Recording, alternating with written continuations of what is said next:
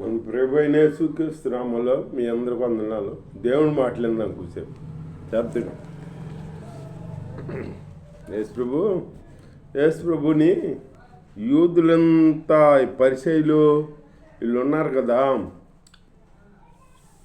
ఏసైకి విరోధంగా లేచారు. అంటే ఏంటంటే ఏసై మంచి కార్యాలు చేస్తున్నాడు కదా, మంచి కార్యాలు చేస్తున్నాడని ఏసైని తప్పట్టుకోవాలని ఏసై అమ్మటే తిరుగుతున్నారన్నమాట.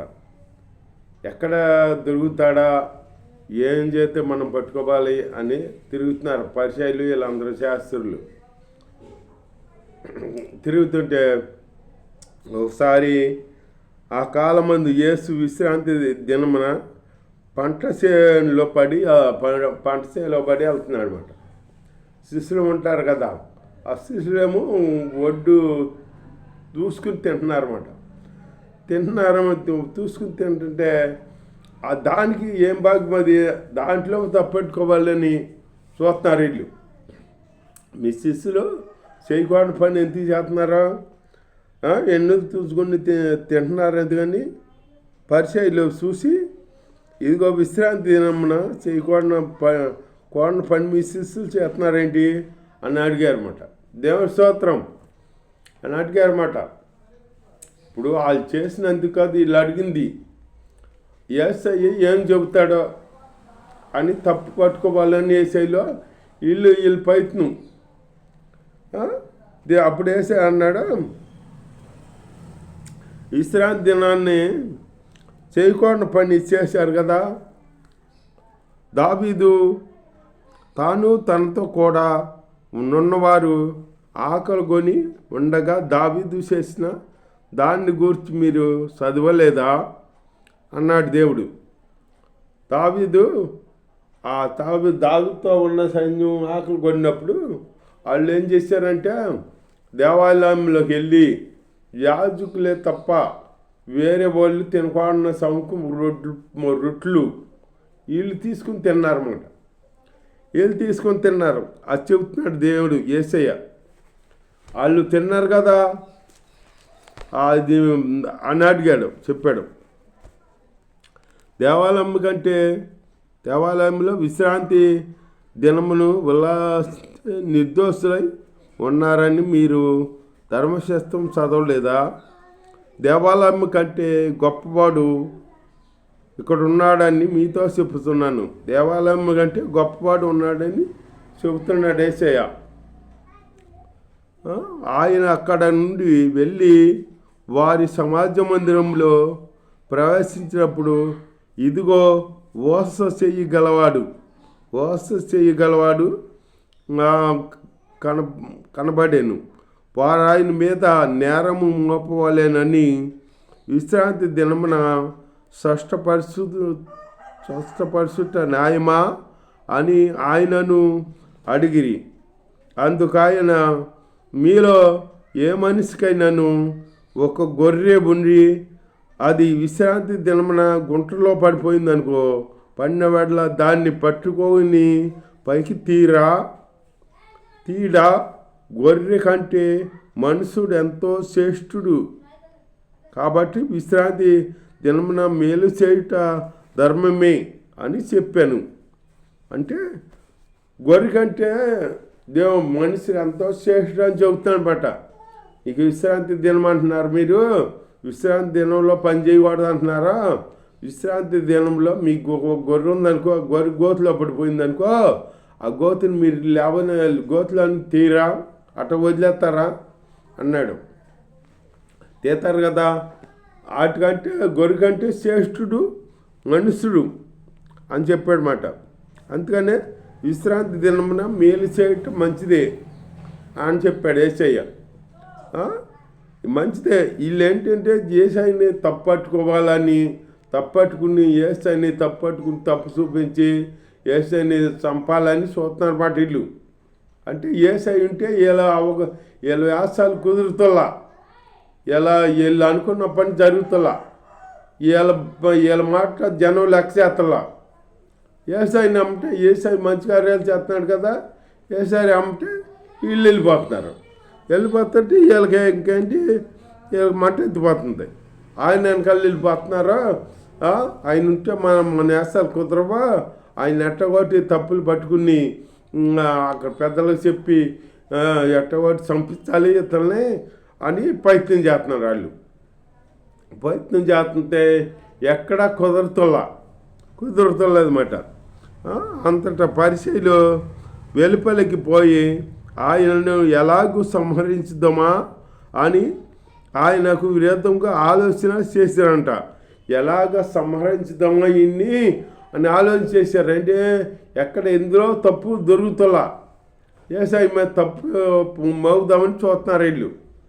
కానీ ఎక్కడా తప్పు దొరుకుతపోతే అప్పుడు పక్కెళ్ళి ఆలోచించుకుంటున్నారు, ఈ నెల సంహరించుదాం, మనం ఎలా పట్టుకుందాం, ఏ నేరం మీద పట్టుకుందాం అని ఎత్తుకుతున్నారన్నమాట. ఆయన వారందరినీ స్పష్టపరిచి తను పరిశుద్ధి చేయవద్దని వారికి ఆజ్ఞాపించాను. అంటే పరిశుద్ధి చేయవద్దు స్పష్టపరిచాడు అందరినీ, కానీ పరిశుద్ధి చేయొద్దు అన్నాడు. యేసయ్య స్పష్టపరిచాడని నీవు చెప్పొద్దు, అందరికి చెప్పొద్దు, పరిశుద్ధి చేయొద్దు నాకు అని కోరుకోలే దేవుడు. నేను మనుషులు ఇప్పుడు వాళ్ళు ఏమంటారో, చిన్న కార్యం చేస్తే నేను ఈ కార్యం చేశాను, నా వల్ల జరిగింది అంటారు. అట్లా దేవుడికి కోరుకోలే, యేసయ్య కోరుకోలే, మీరు ఎవరికే చెప్పొద్దు అన్నాడు యేసయ్య. ప్రవక్త అయిన యెషయా ద్వారా చెప్పినది నెరవేరినట్లు జరిగానంట.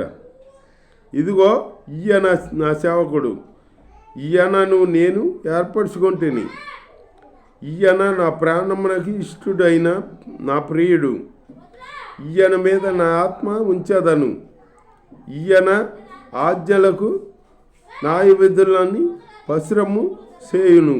అంటే ఈ న్యాయం తీర్తాడంట. న్యాయం తీర్తాడా, ఈయన అన్ని చేస్తాడు. ఈయనందు నేను ఈయన ఇష్టపడ్డా, నాకు ఇష్టమైన ప్రియుడు అని చెబుతాడు తండ్రి. యేసయ్య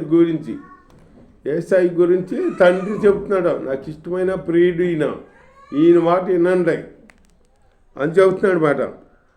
ఈయన జగమాటడు, కేకలు వేయడు, వీధులలో ఈయన శబ్దం వినపడదు ఎవరికి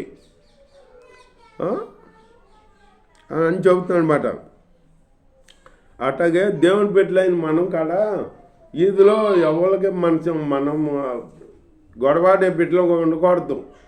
మన దేవుని బిడ్డలుగా ఇంతవరకు ఉన్నట్టు ఇప్పుడు ఉండకూడదు. ఇంతవరకు ఉన్నాం లోకంలో, ఇంతవరకు అందరితో సీసీ అనిపించుకున్నాం. ఇప్పుడు అట్లా అనిపించుకోకూడదు. మనము మాట్లాడుతా నిదానించాలి అని వాక్యం బైబిల్లో తెలియపడుతుందన్నమాట. మాట్లాడితే నిదానించాలి, నిదానంగా ఆలోచించి మాట్లాడాలన్నమాట. దేవుడి స్తోత్రం. అప్పుడు దెయ్యం పట్టిన గుడ్డివాడు మగవాడంట. గుడ్డి మగ రెండు, గుడ్డివాడును మగవాడు రెండు అతన్ని తీసుకొచ్చారు. అతన్ని స్పష్టపరచమని తీసుకొచ్చారన్నమాట. అతను స్పష్టపరిచినందున ఆ మగవాడు మాట్లాడ శక్తియు చూపును గలవాడు రెండు కలిగాడు. మాట వచ్చింది, చూపు వచ్చింది అతనికి. అటువంటి అద్భుత కార్యాలు దేవుడు ఎన్నో చేశాడనమాట. చేస్తే ఆయన్ని వీళ్ళేమో పట్టుకోవాలని చూస్తున్నారు ఈ పరిచయులు, శాస్త్రులు. తప్పట్టుకుని ఆ పిల్లల దగ్గర వాళ్ళ దగ్గర నిలబెట్టి తప్పు నేరం పెట్టి సిలువేసి చంపాలి అని తిరుగుతున్నారు అనమాట. ఎక్కడా తప్పు దొరకలా. అందుకు ప్రజలందరూ విస్మయం పొంది, ఈయన దావీదు కుమారుడు కాడా అని చెప్పుకొనిరి. అంటే ఈయన దావీదు కుమారుడు కాదా అని చెప్పుకోండి. అంటే ఈయనకి ఇట్ట కార్యాలు ఎక్కడి నుంచి చేయగలుగుతున్నాడో, అద్భుతాలు ఎక్కడి నుంచి చేయగలుగుతున్నాడో, ఇతను దావీదు కుమారుడు కాదా అంటున్నారన్నమాట. పరిసయ్యులు ఆ మాట విని, వీడు దెయ్యములు పట్టిన అధిపతి అయి బూబులు వలన దెయ్యములు వెళ్ళగొట్టుతున్నాడు అంటే దెయ్యముల అధిపతి అంటున్నారన్నమాట. దెయ్యముల అధిపతి దెయ్యం పట్టినవాడు దెయ్యాన్ని ఎలగొడతాడా? దెయ్యం పట్టినవాడు దెయ్యాన్ని ఎలగొడతా ఎక్కడన్నా? ఇప్పుడు దెయ్యాన్ని ఎలగొడితే అది వర్దిల్లదు, దాని రాజ్యం పడిపోద్ది అని దేవుడు అన్నాడు. ఎలగొడుతున్నాయి కానీ మరి కాదని దేనివల్ల కాదని ఆయన వారి తలంపులు ఎరిగి వారితో ఇట్లా నేను తనకు తానే విరోధముగా ఏర్పడిన ప్రతి రాజ్యము పాడైపోవును, ప్రతి రాజ్యం పాడైపోవును అంటున్నాడు అనమాట. తనకు తాను ఏరయ్యి తనకు తానే విరోధముగా వేరుపడిన ఏ పట్టణము మైనను ఏ ఇల్లైనను నిలవదు. సాతాను వెలగొట్టిన వెడలా తనకు తానే విరోధంగా వేరుపడును. సాతాన్ని ఎలగొడితే ఎట్లయినా ఎలగొడితే ఎట్లా? సాతాన్ని ఎలగొడితే అది వడ్డెళ్ళదు, అసలు దాని రాజ్యం పడిపోద్ది అని దేవుడు చెబుతున్నాడు అనమాట. వీళ్ళేమో ఎట్టగొట్టి ఏసైలో తప్పట్టుకోవాలి, తప్పట్టుకుని ఈయన్ని సిలువేసి చంపించేయాలి. ఈయనుంటే మన ఆటలు సాగవు, మన మాటలు సాగవు, మన మాటలు ఎవరు మన వెనకాల ఎవరు రారు, మనల్ని ఎవరు పట్టించుకోరు అని ఈ శాస్త్రులు పరిచయాలు వీళ్ళు దేవుణ్ణి వేసే అద్భుతాలు చేతంటే అద్భుతాలు చూతాకి వెళ్తున్నారు కానీ అద్భుతాలు మెచ్చుకుంటాకి వెళ్తా తప్పు పట్టుకోవాలని. విశ్రాంతి దినం కష్టపడితే విశ్రాంతి దినం అంటే నేరం అంటారు. నేరమా? ఇప్పుడు మనిషి చచ్చిపోతున్నాడు, ఆ మనిషిని బతికిస్తాకి నువ్వు ఈ దినం ఆ దినం ఉందా నీకు? అట్లా నియమించినోడు ఆడు మనిషి కాదు అసలు. ఇప్పుడు ఆడు మనిషి కాదు, పద్ధతి కాదు. దేవుణ్ణి మనిషిని ప్రాణం పోసేవాడే మంచి మనిషి, ఆ ప్రాణం పోసేవాడే ముఖ్యం. అంతేగాని ప్రాణం పోతనంగా ఇది వర్జు కాదు, ఇది మంచి కాలం కాదు, ఇది రావు కాలం, ఇప్పుడు ఆయన బతికించకూడదు, అట్లా ఉంచేయండి అంటే ఆడు ప్రాణం పోత కొట్టుకుంటున్నాడు కదా. ప్రాణాన్ని రక్షిస్తాం అది మంచితనమా? పోగొడతాం మంచితనమా? వీళ్ళందరూ అట్లాంటి వాళ్ళు అయ్యారన్నమాట.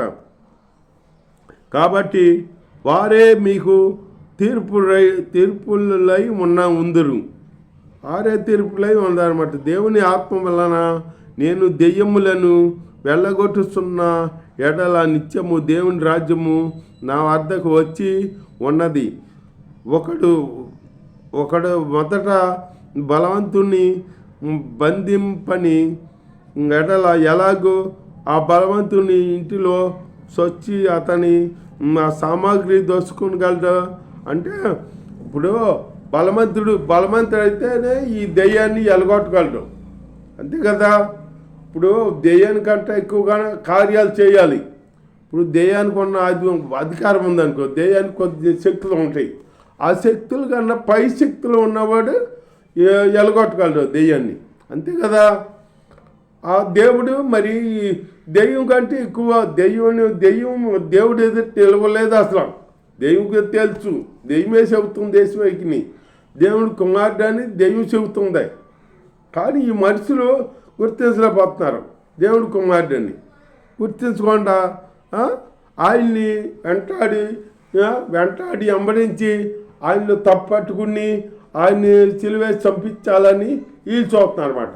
మంచి వాళ్ళని ఎవరైనా బతకనివ్వరు, మంచి వాళ్ళనే మంచిగా బతకనివ్వరు. మంచి వాళ్ళు ఉంటే ఆ చెడ్డోళ్ళకి అసలు కుదరవు కదా.